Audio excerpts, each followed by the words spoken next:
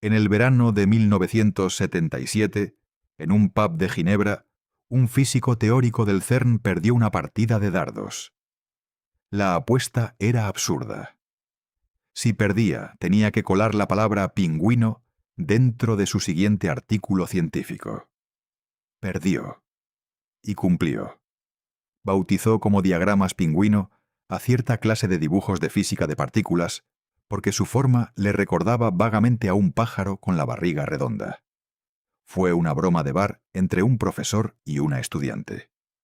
Piénsalo un momento. Aquel chiste tonto de 1977 se ha convertido, 49 años después, en el instrumento más afilado que tiene la humanidad para asomarse al borde de la realidad. Y ahí abajo, a 100 metros bajo la campiña francesa, ese instrumento ha encontrado algo. Una desintegración de partículas concreta ocurre menos veces de las que debería. No por mucho, por un puñado de puntos porcentuales. Y durante más de una década, esa diferencia minúscula ha tenido a la física de partículas conteniendo la respiración, porque podría significar que la teoría más exitosa de la historia humana tiene una fisura. Ahora bien, lo que casi nadie te cuenta es lo que ha pasado de verdad con esa fisura. Y es mucho más brutal que cualquier titular. Los propios físicos ya la han matado 2 veces. Con sus propias manos.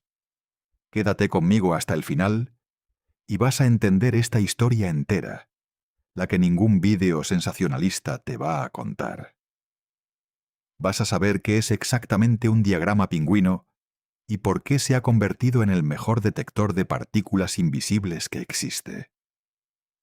Vas a descubrir cómo esa grieta llenó los periódicos del mundo entero con el anuncio de una nueva fuerza de la naturaleza, y cómo el propio laboratorio que la había encontrado la desmontó 3 años después, con un análisis mejor. Vas a ver cómo la otra gran grieta del modelo estándar, la del muón, se derrumbó de la forma más humillante imaginable, con un desenlace publicado hace apenas 3 meses. Y vas a llegar a lo único que sigue en pie, y a la pregunta incómoda que decide el futuro entero de la física. Una pregunta que nadie se atreve a poner en un titular. Empecemos por entender qué demonios es un pingüino, porque sin eso, el resto no significa nada. Los físicos dibujan las interacciones entre partículas con unos esquemas llamados diagramas de Feynman. Son garabatos con reglas muy estrictas. Cada línea es una partícula, cada nudo es una interacción, y el dibujo entero representa un cálculo matemático concreto. La mayoría de las desintegraciones que ocurren en la naturaleza se dibujan como un árbol, con un tronco que se bifurca en ramas. Una partícula entra, se rompe, sale en 2. Simple, directo, frecuente. Y quiero que entiendas que esos dibujos no funcionan como una ilustración bonita para el libro de texto. Cada garabato equivale a una fórmula concreta. Un físico mira el diagrama, aplica un conjunto de reglas estrictas y sale un número. Ese número predice con qué frecuencia va a ocurrir el proceso. Feynman inventó ese sistema para no perderse en montañas de álgebra, y acabó regalándole a la física un idioma visual que cualquiera puede leer con un poco de entrenamiento. Y ahora imagina una desintegración que la naturaleza tiene prácticamente prohibida. Existe una partícula llamada quark bottom. Es uno de los ladrillos fundamentales de la materia, primo pesado de los quarks que forman los protones de tu cuerpo. Y ese quark bottom puede transformarse en otro tipo de quark, llamado quark strange. El problema es que el modelo estándar, nuestra teoría de las partículas, prohíbe esa transformación por la vía directa. No hay camino de árbol, no hay atajo, con lo cual la partícula se ve obligada a dar un rodeo endiablado.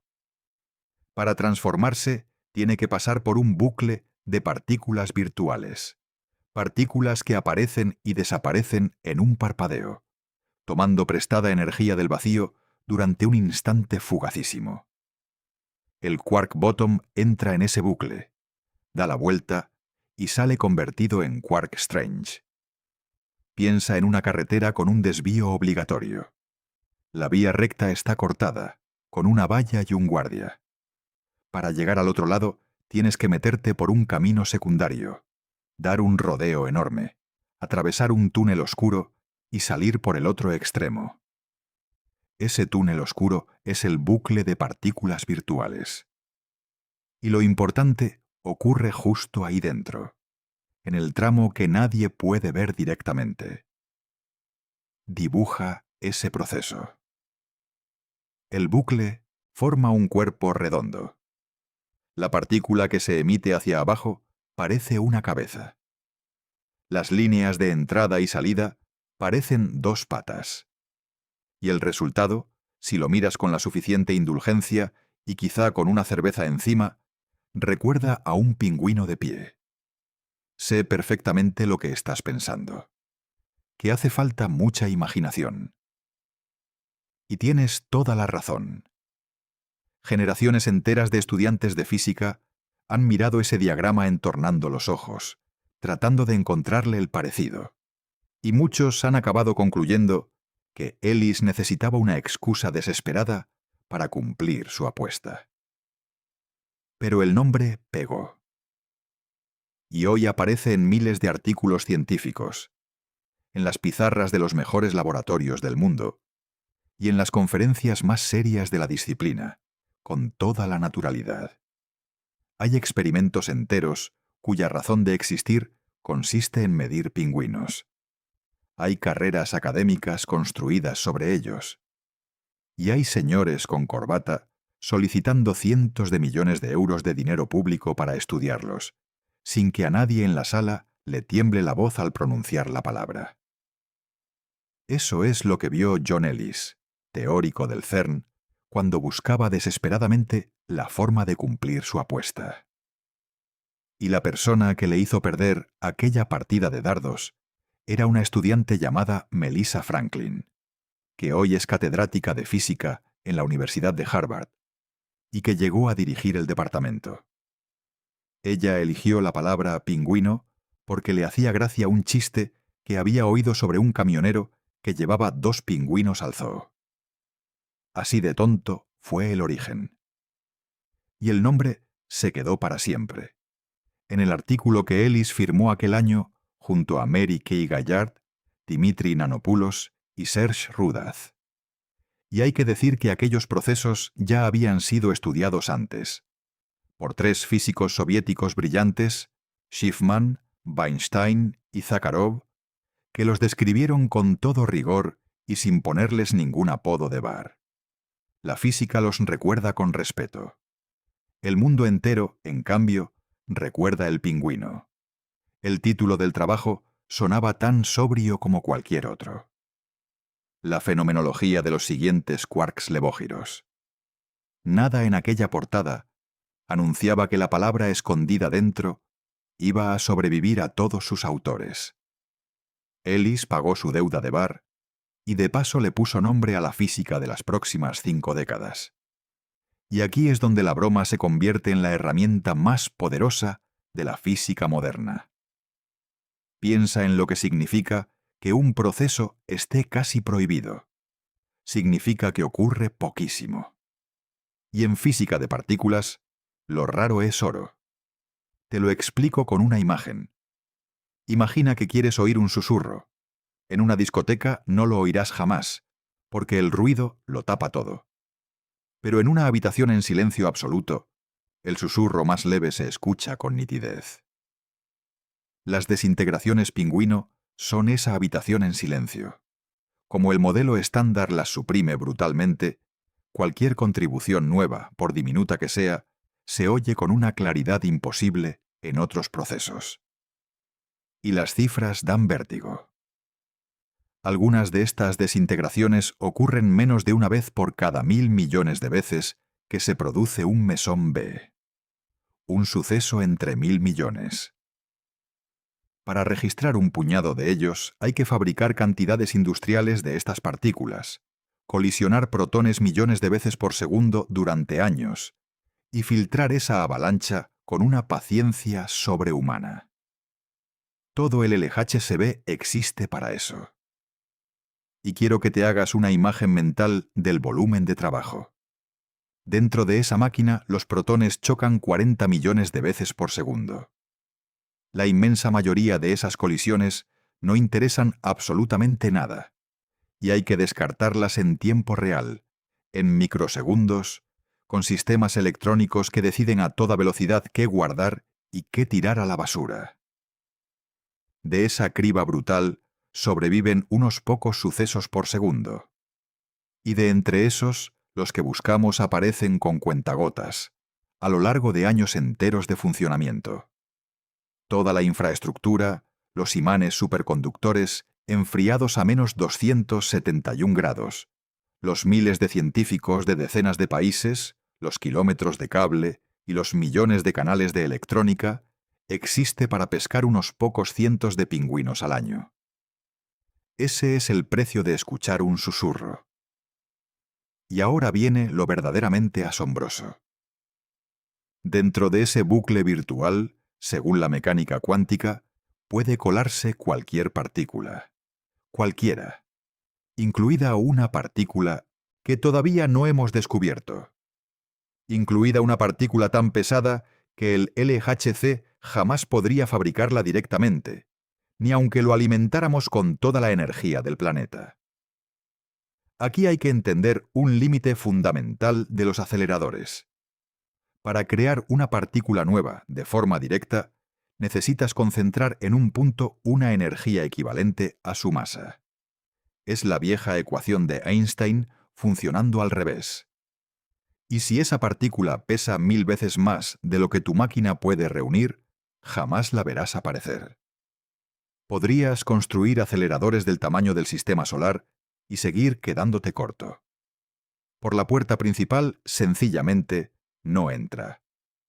Y esa es la magia. No necesitas fabricar al monstruo para saber que existe. Basta con ver su sombra proyectada dentro del bucle. Si una partícula nueva y pesadísima participa en ese rodeo virtual, altera ligeramente el resultado final. Cambia cuántas veces ocurre la desintegración. Cambia los ángulos con los que salen despedidos los productos. Los físicos llaman a esto una búsqueda indirecta. Y es como localizar a un elefante en la oscuridad total, sin verlo, midiendo únicamente cómo se hunde el suelo bajo tus pies. El animal permanece invisible. Su peso, no. Y esa idea encierra algo profundamente hermoso sobre cómo funciona el universo. En mecánica cuántica, lo que existe deja huella aunque no aparezca. Una partícula demasiado pesada para materializarse puede, aún así, participar fugazmente en el vacío, alterar las probabilidades, torcer ligeramente un ángulo. El vacío del universo no está vacío. Hierve. Y todo lo que existe, se haya descubierto o no, burbujea ahí dentro dejando su firma. Ese principio ya ha funcionado antes, y de forma espectacular. Antes de que nadie viera un quark-top, los físicos dedujeron su masa aproximada a partir de los efectos sutiles que provocaba en otras medidas. Cuando por fin lo fabricaron, en 1995, apareció justo donde los cálculos indirectos habían dicho que estaría. Lo mismo pasó con el bosón de Higgs. La sombra llegó antes que el cuerpo. Con lo cual, esta técnica ya tiene un historial impecable. Ha funcionado 2 veces, con las 2 últimas piezas que le faltaban al modelo estándar. Por eso los físicos confían tanto en ella, y por eso la apuntaron con tanta esperanza hacia el pingüino. Para cazar esas sombras, se construyó una máquina específica en el CERN, distinta de las famosas Atlas y CMS. Se llama LHCb, y la B viene de belleza, el nombre alternativo del quark bottom. Es un detector alargado, asimétrico, diseñado con un único propósito obsesivo: registrar cómo se desintegran los mesones B, las partículas que contienen quarks bottom, y hacerlo con una precisión enfermiza. Su diseño llama la atención en cuanto lo ves. Mientras Atlas y CMS envuelven el punto de colisión como una cebolla gigantesca, capturando todo lo que sale despedido en cualquier dirección, el LHCb mira solo hacia adelante, en un cono estrecho. Los físicos lo llaman un detector de un solo brazo. La razón es puro pragmatismo.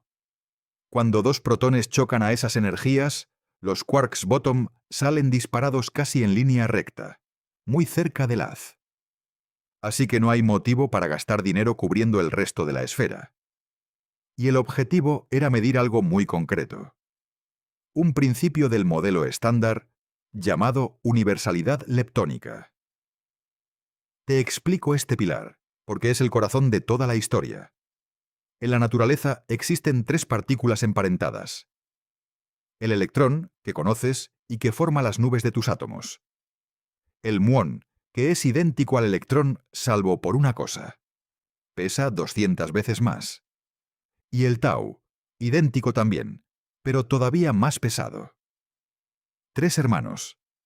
Tres copias exactas de la misma partícula, diferenciadas únicamente por la báscula.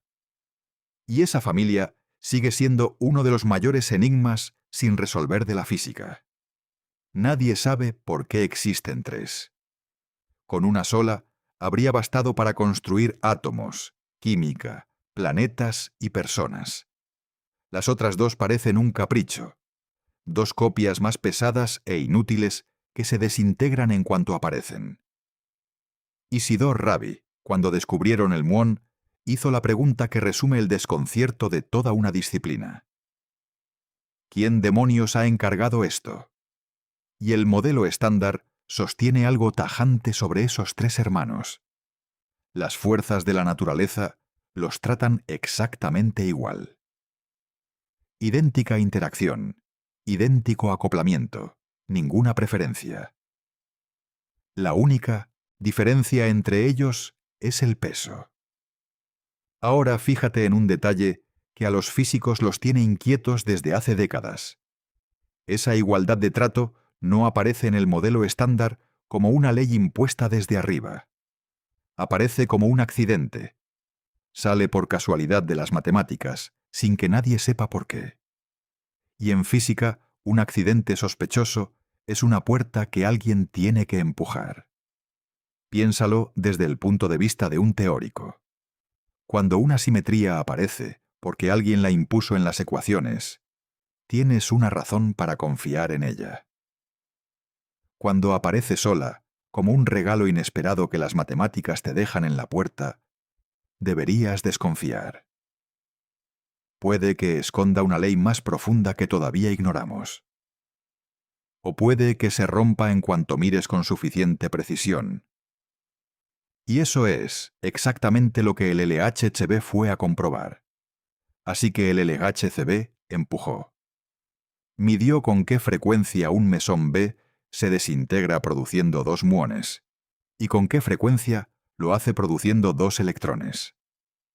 Si la universalidad leptónica es cierta, esos dos números deben ser prácticamente idénticos. La razón entre ambos debe valer 1. A ese cociente lo llamaron R de K. Y el resultado que salió de la máquina no valía 1. Faltaban muones. Y ese hueco diminuto, ese puñado de puntos porcentuales que se negaban a aparecer, iba a mantener despierta a la física de partículas durante los siguientes 8 años. Al principio la desviación era modesta, y muchos la miraron con escepticismo profesional. Pero fueron llegando más datos, y en lugar de disolverse, el hueco se hacía más nítido. Y eso es precisamente lo que hace una señal verdadera. Una casualidad estadística se difumina cuando acumulas estadística. Una señal real se afila.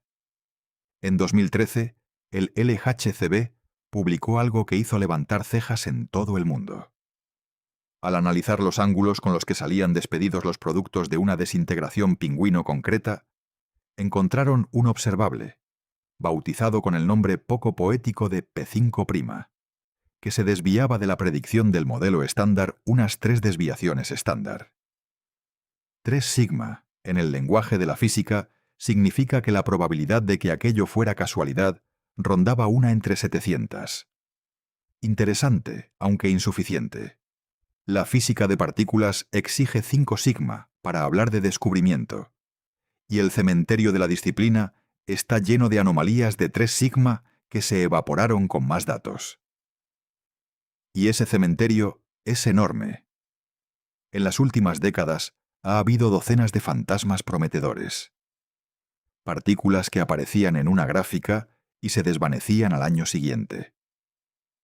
Picos estadísticos que llenaron portadas y luego desaparecieron sin dejar rastro. Los físicos experimentados aprenden a sentir una alegría cautelosa, con un pie preparado para retirarse.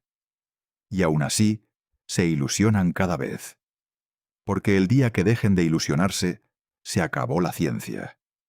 Pero al año siguiente, en 2014, llegó la medida que lo cambió todo. El cociente R de K. Y salió por debajo de 1. Los muones aparecían menos veces de las que debían. Deja que asimiles lo que eso significaría de ser cierto. Significaría que la naturaleza distingue entre un electrón y un muón, que trata de forma distinta a dos partículas que, según nuestra mejor teoría, son gemelas exactas, salvo en el peso. Y para que eso ocurriera, tendría que existir algo nuevo dentro del bucle, una partícula desconocida que se acopla con más fuerza a un hermano que al otro. Y eso serían palabras mayores. Estarías hablando de una quinta fuerza de la naturaleza. Ahora mismo conocemos 4. La gravedad, el electromagnetismo y las 2 fuerzas nucleares. Ninguna se ha añadido a la lista desde hace medio siglo. Encontrar la quinta te lleva directamente a Estocolmo y reescribe los libros de texto de todo el planeta. Los teóricos se lanzaron en tromba. Aparecieron cientos de artículos proponiendo candidatos. Los leptoquarks, unas partículas hipotéticas capaces de convertir quarks en leptones directamente, y que serían una pieza de un rompecabezas mucho mayor. Los bosones Z', versiones pesadísimas de fuerzas que ya conocemos. Se hablaba abiertamente de la primera grieta real en el modelo estándar en medio siglo. Y en marzo de 2021, el LHCb reforzó el resultado con más datos.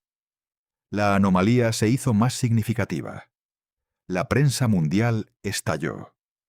Los titulares hablaban de evidencia de una nueva fuerza de la naturaleza. En 1900, laboratorios de todo el planeta se empezó a hablar, en voz baja, de premios Nobel. Se palpaba en el ambiente esa sensación que solo aparece 1 o 2 veces por siglo. La sensación de estar a punto de doblar una esquina. Los congresos se llenaron.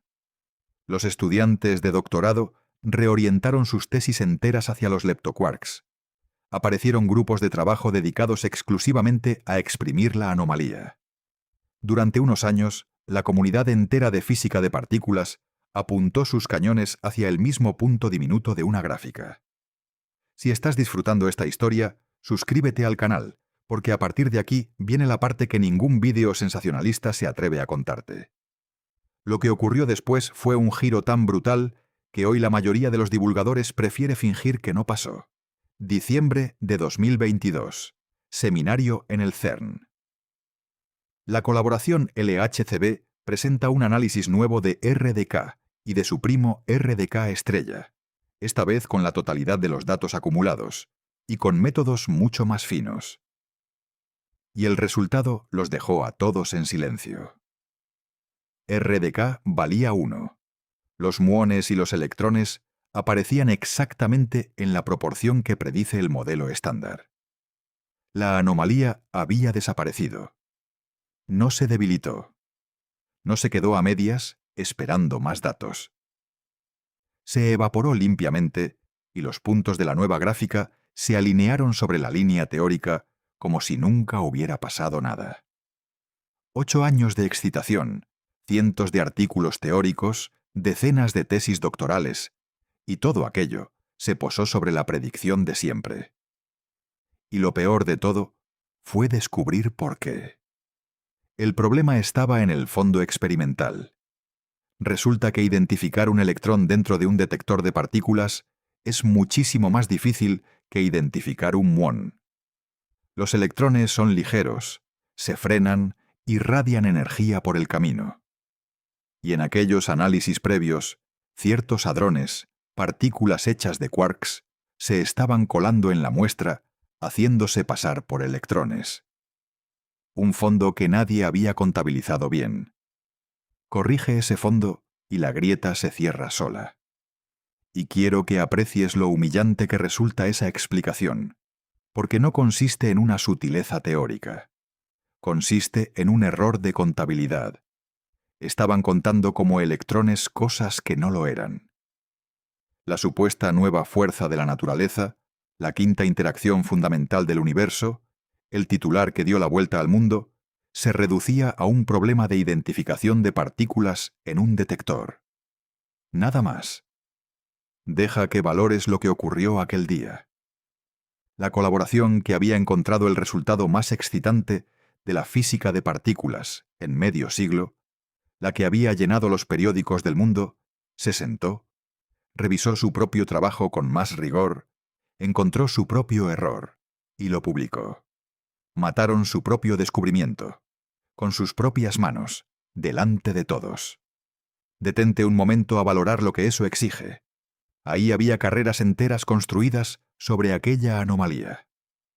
Había financiación, prestigio y un premio Nobel flotando en el horizonte para quien confirmara la primera grieta del modelo estándar en 50 años.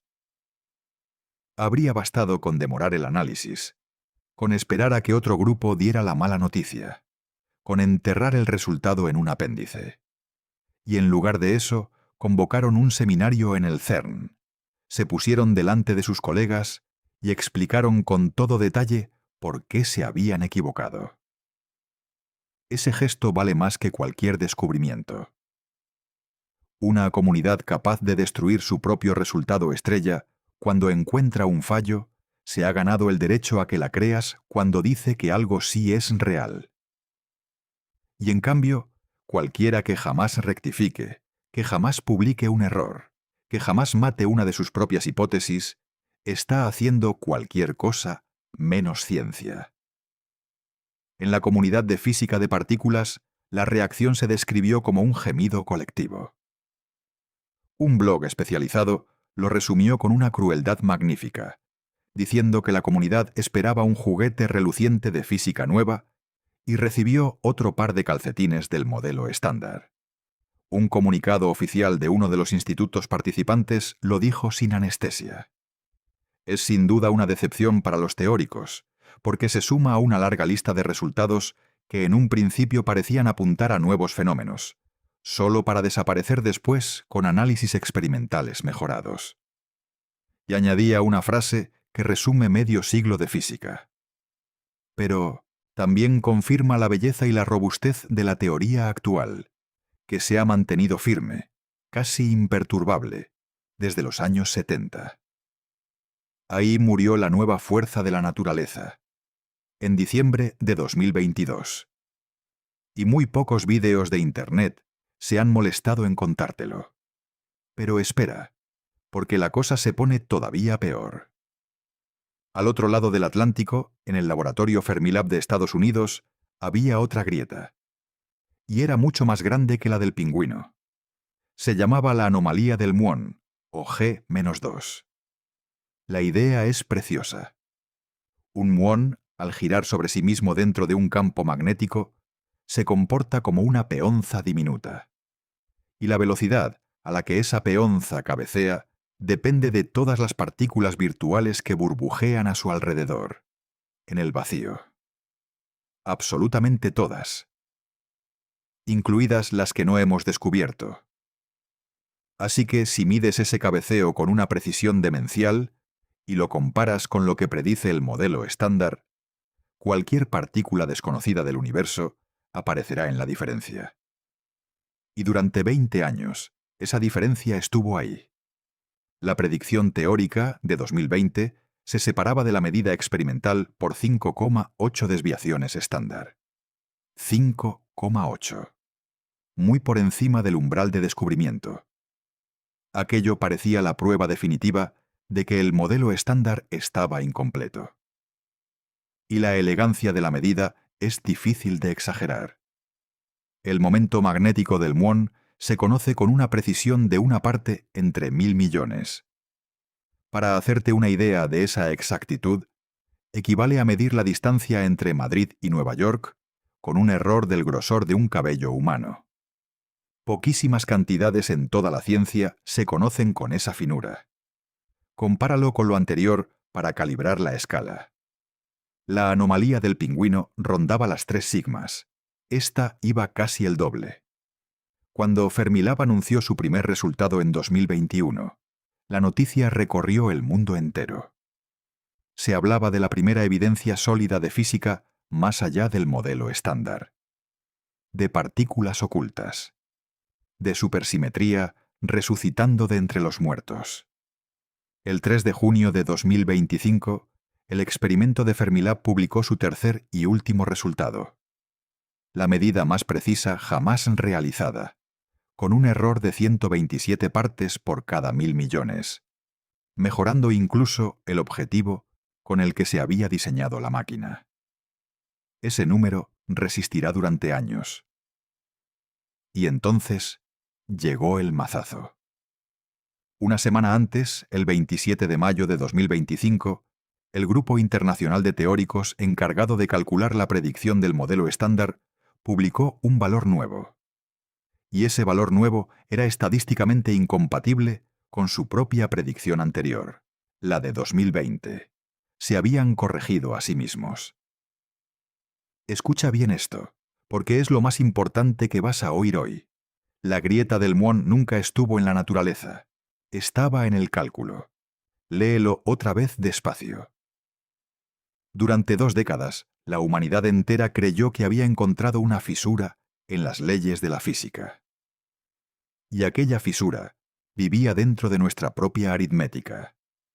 El universo llevaba comportándose impecablemente todo ese tiempo. Éramos nosotros los que no sabíamos sumar. Resulta que la parte más difícil de esa predicción es una contribución llamada polarización de vacío hadrónica, que describe cómo los quarks y los gluones burbujean alrededor del muón. Calcularla es una pesadilla. Durante años se hizo con un método que se apoyaba en datos de otros experimentos.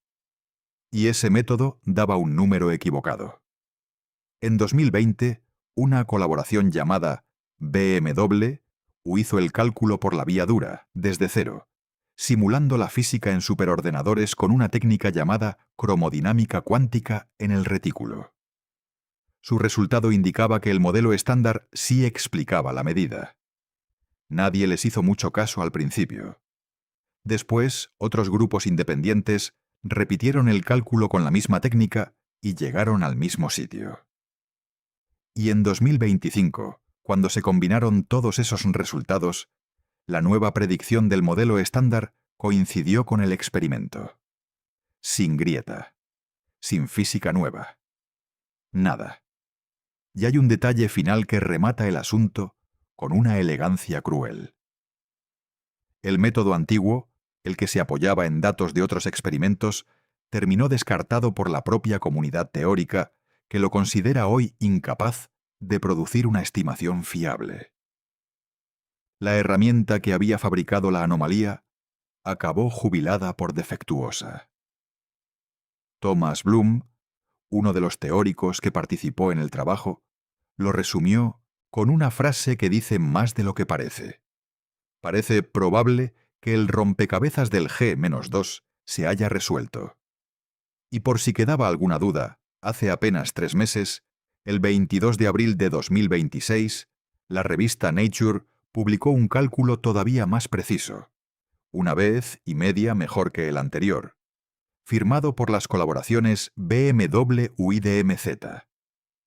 Y volvió a coincidir con el experimento. En excelente acuerdo, escribieron los autores. Con lo cual, la segunda gran grieta del modelo estándar también se cerró. Y ocurrió exactamente igual que la primera. Sin escándalos. Sin encubrimientos. Nadie hizo el menor intento de sostener la mentira. Los propios teóricos que habían firmado la predicción de 2020 publicaron el trabajo que la desmontaba.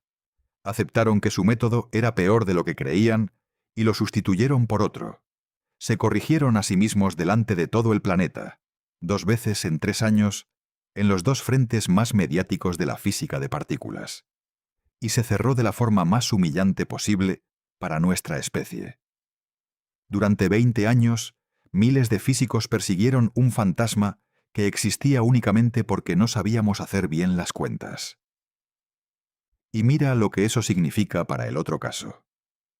Si una discrepancia de 5,8 sigmas, la más sólida que había sobre la mesa, la que llevaba décadas resistiendo, puede desmontarse entera cuando alguien mejora un cálculo endiablado. Entonces cualquier anomalía que dependa de un cálculo endiablado está en peligro, absolutamente cualquiera. Y ahora quiero que sostengas esa idea en la cabeza, porque es la llave de todo lo que viene. Porque contra todo pronóstico, algo sobrevivió. La grieta famosa murió. La grieta del Mon murió. Pero cuando limpias el escenario y miras lo que queda, ahí sigue, tozudo, un hecho que nadie ha logrado explicar.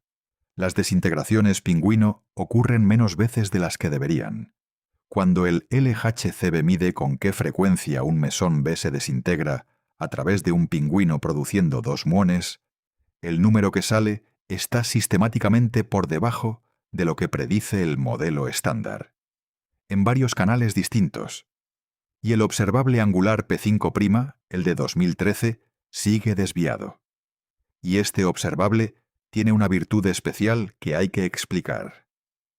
Los teóricos lo diseñaron a propósito para que las incertidumbres teóricas más molestas se cancelaran solas dentro de la fórmula.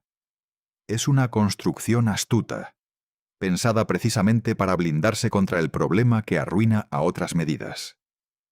Por eso, el hecho de que siga desviado, 13 años después de la primera alarma, mantiene despierta a mucha gente por las noches. Y hay algo más. Y esto es lo que da miedo de verdad. No lo ve solo el LHCb. El detector CMS, una máquina completamente distinta, con otro equipo, otros métodos y otra tecnología, también encuentra fracciones de desintegración por debajo de lo previsto, en los mismos procesos. 2 experimentos independientes señalando en la misma dirección. Y ese hecho tiene mucho peso, porque el fallo que mató a RDK era precisamente un problema del detector del LHCb, algo interno de esa máquina. Cuando 2 aparatos construidos por equipos distintos, con tecnologías distintas y con sesgos distintos, encuentran lo mismo, la explicación de un simple error instrumental deja de sostenerse. Aquí hay algo real que medir. La discusión pasa a ser otra. Ya no discutimos si el número que sale de las máquinas está bien tomado. Discutimos contra qué número hay que compararlo. Y ese segundo número, el que dice cuántas veces debería ocurrir la desintegración según el modelo estándar, no sale de ningún detector. Sale de una pizarra, de un superordenador y de las manos de un teórico.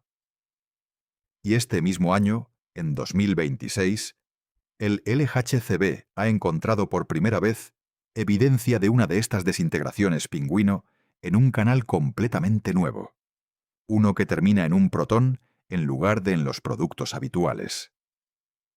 Un territorio virgen. Y también sale bajo, alrededor de 2 desviaciones estándar por debajo de la predicción. Otro canal, el mismo déficit. Los ajustes globales que combinan todas estas medidas siguen prefiriendo la existencia de física nueva antes que el modelo estándar puro. Y algunos de esos ajustes arrojan cifras que quitan el hipo, muy por encima del umbral de descubrimiento. Con lo cual, si te quedas solo con ese número, la conclusión parece obvia. La física está rota. Ahora presta muchísima Atención, porque justo aquí está la trampa en la que caen todos los videos que has visto sobre este tema. Y aquí está el detalle más raro y más hermoso de toda la historia. Como RDK resultó normal, la firma que sobrevive ya no puede venir de una fuerza que discrimine entre electrones y muones. Si hay algo nuevo ahí dentro, tiene que tratar a todos los leptones exactamente por igual. Una fuerza democrática, invisible, escondida en el bucle. Y ese giro tiene una ironía deliciosa. Durante 8 años, la comunidad entera buscó una partícula que distinguiera entre electrones y muones, porque eso era lo que parecían decir los datos. Se construyeron modelos enteros alrededor de esa idea. Y ahora, con RDK muerto y enterrado, la firma que sobrevive apunta justo a lo contrario. Si existe una fuerza nueva, trata a los 3 hermanos exactamente igual, con la misma cortesía impecable con la que los trata el modelo estándar. Habríamos estado buscando al culpable equivocado durante casi una década. Y eso es exactamente lo que hace la ciencia cuando funciona bien. Te obliga a tirar el retrato robot que habías dibujado, aunque llevaras años enamorado de él, y a empezar de cero con las huellas que quedan en la escena. Y ahora, la pregunta que decide el destino de todo esto. Para saber si esas desintegraciones ocurren menos de lo debido, necesitas saber cuántas veces deberían ocurrir. Necesitas la predicción del modelo estándar. Y calcular esa predicción exige domar a un monstruo que se llama el bucle del quark encantado. Te explico el problema con la analogía que lo aclara todo.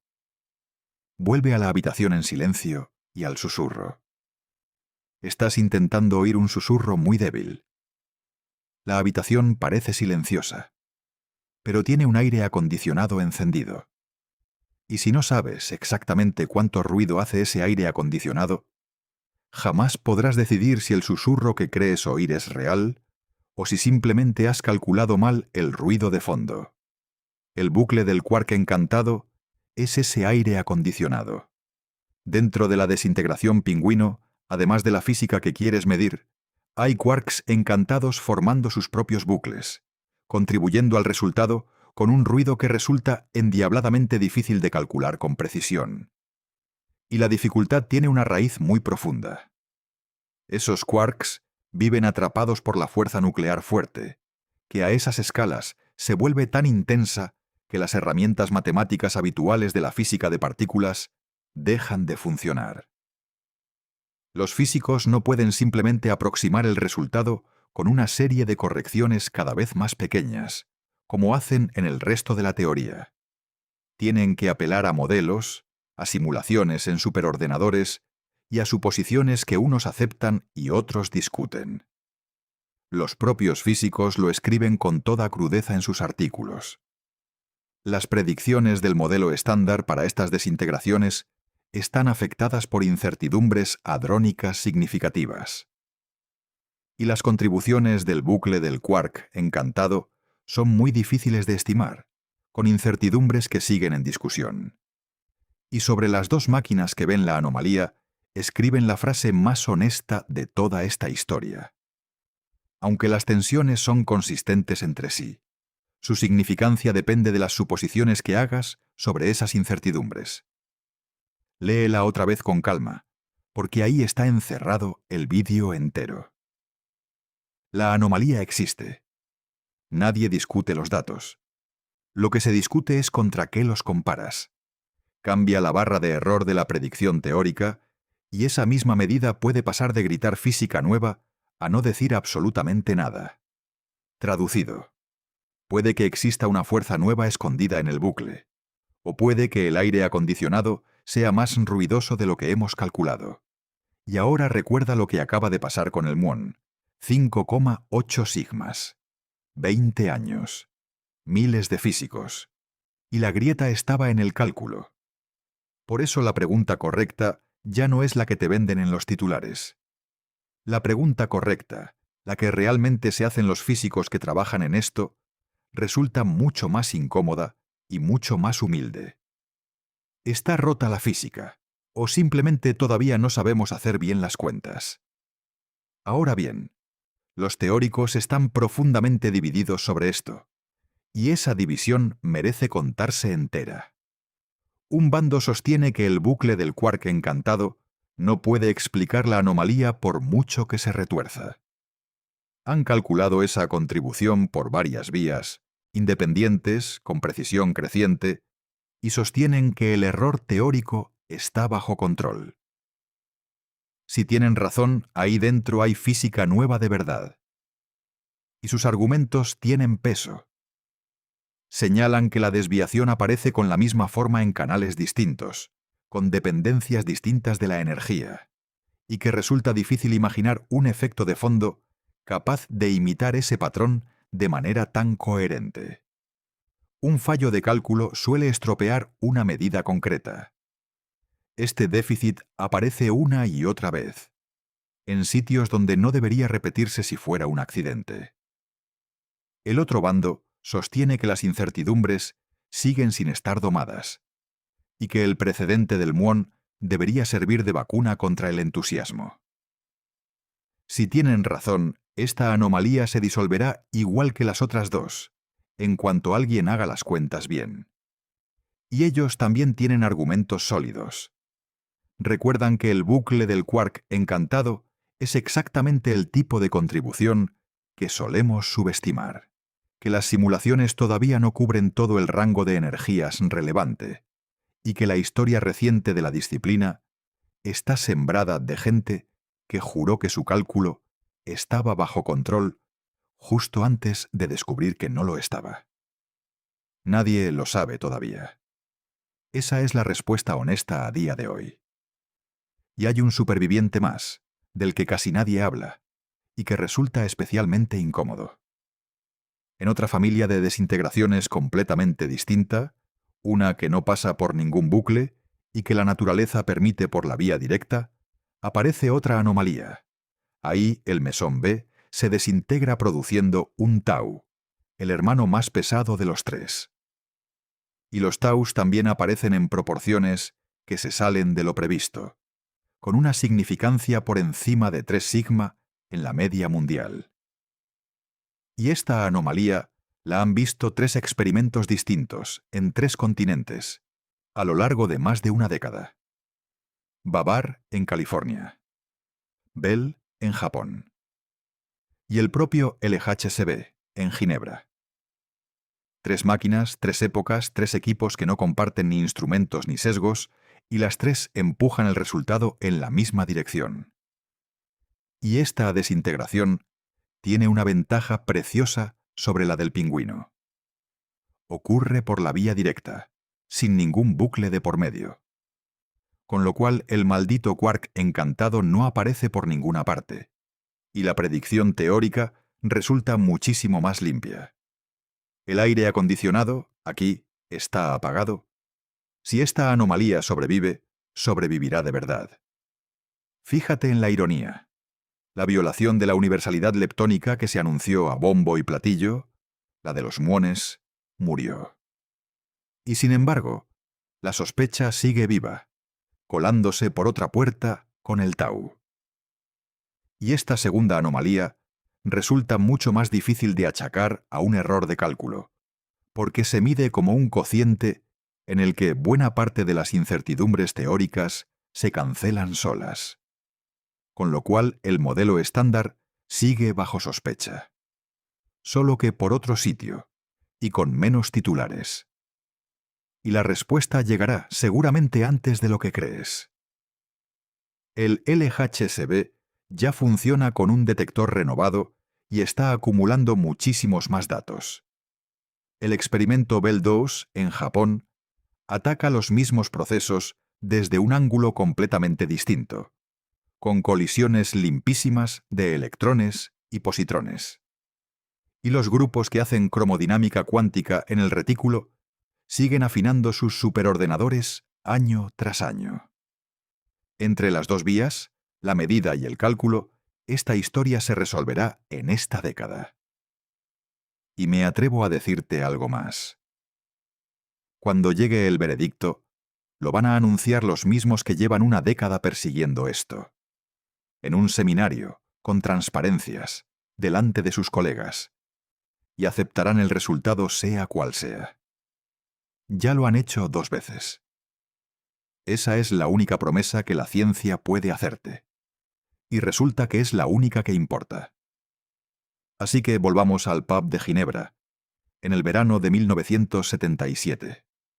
Un físico teórico acaba de perder una partida de dardos y va a tener que meter la palabra pingüino en un artículo científico.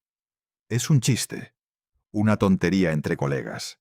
Nadie en aquella sala puede sospechar que el nombre absurdo que va a inventar acabará designando la herramienta más precisa que la humanidad tendrá jamás para asomarse al límite de lo conocido.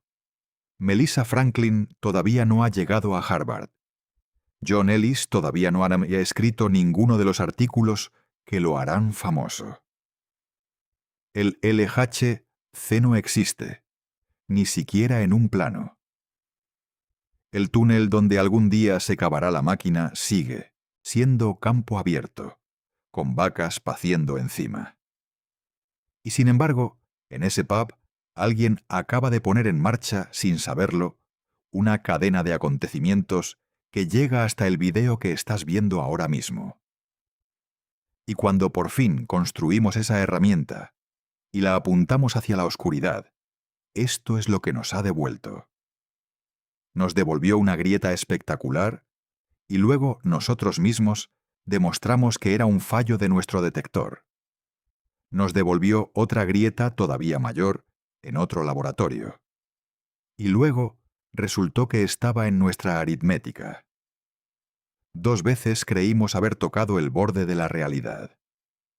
2 veces resultó que estábamos tocando el borde de nuestras propias limitaciones. Y nos ha devuelto un déficit terco, pequeño, insistente, que 2 máquinas distintas confirman y que ningún teórico consigue explicar del todo, pero que se apoya en un cálculo que todavía no dominamos. Y quiero que veas eso como lo que realmente es. Cuando alguien te dice que el CERN encontró una grieta en la realidad y que se niega a desaparecer, te está contando media historia. La verdad completa es que los físicos han matado esa grieta 2 veces. Y las 2 veces la mataron ellos mismos, publicando sus propios errores a la vista del mundo entero. Ninguna institución que estuviera ocultando algo se comportaría así. Ninguna. Piénsalo con toda la frialdad de la que seas capaz. Si el CERN quisiera vender humo, lo tenía servido en bandeja. Bastaba con quedarse callado en 2022, dejar que la anomalía siguiera flotando en los titulares del mundo entero, y seguir pidiendo financiación con ella, colgada del cuello como un trofeo. Nadie lo habría notado durante años. Y eligieron exactamente lo contrario. Esa disciplina brutal de corregirse en público, de destruir el descubrimiento que te habría dado un Nobel porque encontraste un fallo en tu propio análisis. Es exactamente la razón por la que puedes fiarte de lo que queda en pie. Y lo que queda en pie es una pregunta preciosa.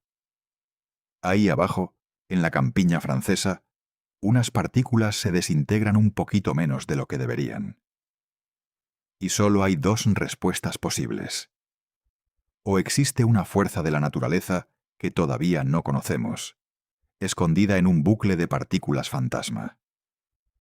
O nuestra aritmética sigue sin estar a la altura del universo que intentamos describir. Y en este momento, en julio de 2026, nadie sobre la faz de la Tierra sabe cuál de las 2 es la buena. Ni el director del CERN, ni el teórico más brillante de Harvard. Nadie. Ninguna de las 2 respuestas es aburrida. Y las 2 exigen la misma cosa. Más datos, más cálculo, y la honestidad de aceptar el resultado, venga como venga. Yo, personalmente, encuentro la segunda posibilidad casi más fascinante que la primera. Que el universo funcione perfectamente. y que la grieta esté en nuestra cabeza, en nuestra incapacidad de calcular lo que la naturaleza resuelve sin esfuerzo en cada colisión. Eso dice algo enorme sobre el lugar que ocupamos aquí. Somos una especie que ha construido una máquina de 27 kilómetros para escuchar un susurro, y que todavía está aprendiendo a distinguir ese susurro del ruido de su propia respiración. Y ninguna de las dos respuestas nos deja donde estábamos. Si hay una fuerza nueva, el universo resulta más rico de lo que pensábamos. Si el fallo está en nuestras cuentas, aprenderemos a calcular la fuerza nuclear fuerte con una precisión que hoy nos parece imposible. Y eso abrirá puertas en sitios que ni imaginamos. Se gana en las dos direcciones. Por eso la máquina sigue encendida. Déjame en los comentarios cuál de las dos respuestas te parece más probable: la fuerza nueva o el error de cálculo.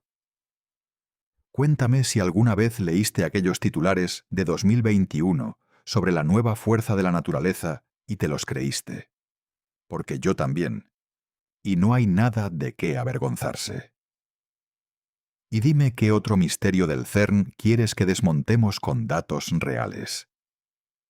Si has llegado hasta aquí y quieres seguir explorando conmigo la ciencia de verdad, esa que no necesita inventarse nada para dejarte helado, suscríbete al canal. Nos vemos en el próximo viaje. Y recuerda, a veces el instrumento más afilado de la física nace de una partida de dardos perdida en un bar.